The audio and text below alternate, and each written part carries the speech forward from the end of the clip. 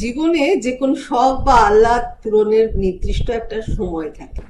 সঠিক সময়টা পেরিয়ে গেলে শখ হয়তো পূরণ হয় ঠিকই, তবে তৃপ্তিটা ঠিক পাওয়া যায় না। একদম সঠিক।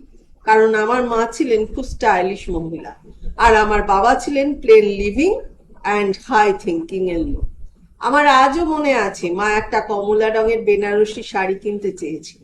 বাবা বলেছিলেন, এখন এত দামি শাড়ির কি দরকার, পরে কিনে দেবে। আসলে তখন আমাদের বাড়ি তৈরি হচ্ছিল। বাবা আরো বলেছিলেন, তোমার এই শাড়ির থেকেও অনেক বড় কিছু করে দিচ্ছি, সম্মানের সাথে আমার অবর্তমানে তোমার থাকার উপযুক্ত পরিবেশ করে যাচ্ছি। বাবা বাবার জায়গায় 100% ঠিক, কিন্তু মাও বলেছিলেন, তুমি যেদিন কিনে দেবে তখন হয়তো এতটা পাগল করা ইচ্ছেটাই থাকবে না। সত্যি তাই। এরপর বাবা অনেক অনেক দামি শাড়ি কিনে দিয়েছিলেন, কিন্তু মার কোনো আগ্রহ দেখিনি। তবে অনুষ্ঠানে এত ভালো ভালো শাড়ি পরতেন। একদিন চাকরি করে বাবা মাকে দামি দামি জিনিস কিনে দেওয়ার স্বপ্ন দেখা মানুষটা চাকরি করে টাকা কামাবে ঠিকই, কিন্তু ততদিনে মা বাবা এই দুনিয়ায় নাও থাকতে পারে।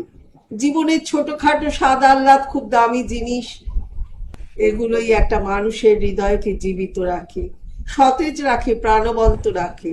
মানুষের হৃদয় একটু একটু করে মরে যায় ইচ্ছে পূরণের অভাবের নীরব হাহাকারে। এজন্য সময় থাকতে সব শখ পূর্ণ করে ফেলতে হয়।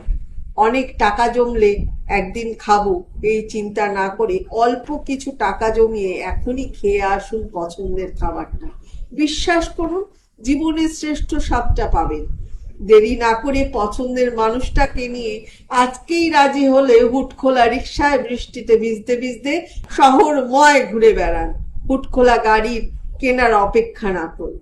আমি দায়িত্ব নিয়েই লিখছি, মানে পাঞ্চালী সেনসুর বলছেন, জীবনের সেরা রোমান্টিক দিন হতে চলেছে এটাই। ভালো থাকবেন, ভালোবাসায় থাকবেন।